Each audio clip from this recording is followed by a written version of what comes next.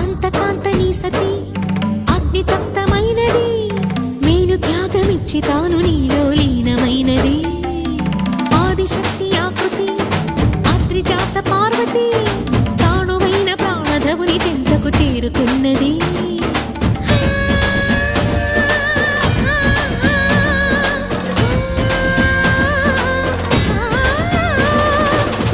భువికి తరలించేలా, ధరణి దివిని తలపించేలా,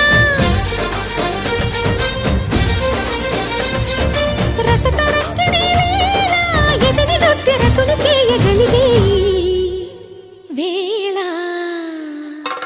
భరత వేదముగా నిరత నాట్యముగా కదిలిన పదమిది ఈశా.